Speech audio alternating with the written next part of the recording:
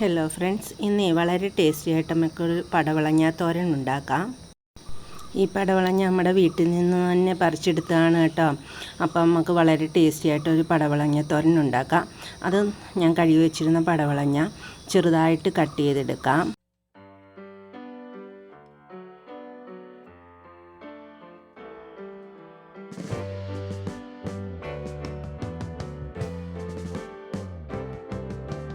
Sitting in the basement apartment I rented with.